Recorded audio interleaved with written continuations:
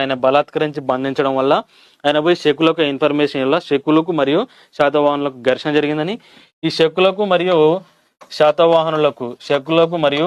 శాతవాహనులకు జరిగిన యుద్ధంలో శకులను ఓడించి యొక్క శాతవాహన రాజు విక్రమాదిత్య అనే బిరుదు పొంది, అదేవిధంగా తన పేరు మీదుగా విక్రమ శకం అనే దాన్ని కూడా ఏర్పాటు చేసింది. క్రీస్తు పూర్వం 57లో విక్రమ శకం అనే దాన్ని ఏర్పాటు చేసినని మనకు తెలుస్తుంది. కానీ ఈ యొక్క ఆచార్య అజయ్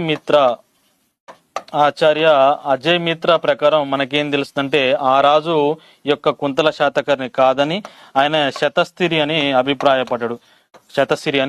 అభిప్రాయపడ్డ పండితుడు అంటే అజయ్ మిత్ర అనేది గుర్తించుకోండి. ఆచార్య అజయ్ మిత్ర ప్రకారం ఆ రాజు ఏమో శతసిరి అని పేర్కొంటే, కొంతమంది చరిత్రకారుల అభిప్రాయం ప్రకారం విక్రమాదిత్య అనే బిరుదు పొంది విక్రమ శకాన్ని ప్రారంభించిన కుంతల శాతకర్ణి అని కొంతమంది యొక్క అభిప్రాయంగా గుర్తుంచుకోండి. ఇది కాలకాచార్య కథానిక కూడా కుంతల శాతకర్ణికి సంబంధించిన ఇన్ఫర్మేషన్. నెక్స్ట్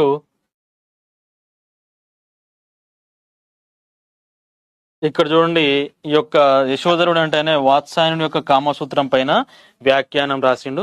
సోమదేవి సూర్య యొక్క కథా సరిసాగరం చూసినాం, వాత్సాయనుడి కామసూత్రం చూసినాం, చర్వవర్మ కాతంత్ర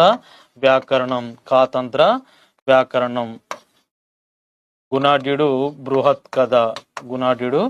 బృహత్ కథ అనేది గుర్తుంచుకోండి. నెక్స్ట్ పంచతంత్రం కూడా బృహత్ కథ ఆధారంగానే రాయబడ్డదండి. నీతి కథలు పంచతంత్రాన్ని రాసిందంటే విష్ణు శర్మ అనేది గుర్తుంచుకోండి. పంచతంత్రాన్ని రాసింది సంస్కృతంలో విష్ణు శర్మ. ఇది రాయడానికి ప్రేరణ కలిగించిన పుస్తకం అంటే బృహత్ కథ అనేది కూడా గుర్తుంచుకోండి. పంచతంత్రాన్ని రాసింది విష్ణు శర్మ సంస్కృతంలో. తెలుగులో పంచతంత్రాన్ని రాసిందంటే దూబగుంట నారాయణ కవి అనేది గుర్తుంచుకోండి. ఇది కుంతల శాతకర్ణికి సంబంధించిన ఇన్ఫర్మేషన్. ఇంతకు మించి మనకు అడగడు కాబట్టి ఈయనకు సంబంధించిన పాయింట్స్ అన్ని గుర్తుంచుకోండి. ఎవరెవరి పుస్తకాల్లో ప్రస్తావించబడ్డాడు, అదేవిధంగా సంస్కృతం ఇతని కాలంలో అధికార భాష అయింది, దానికి గల కారణం ఏంది, ఆ శర్వవర్మ గుణాఢ్యుడి యొక్క సవాల్ గురించి పేర్కొన్న పుస్తకం ఏంటిది, దీని ఆధారంగా రాయబడ్డ ఏంటి. ఆచార్య బిఎన్ కృష్ణశాస్త్రి ప్రకారం కొండాపూర్ వాసి గుణాఢ్యుడు, అతనికి సంబంధించి మనం ఒక క్లియర్ ఇన్ఫర్మేషన్ అండి ఇది ఇతనికి సంబంధించి. ఇది కుంతల శాతకర్ణి గురించి.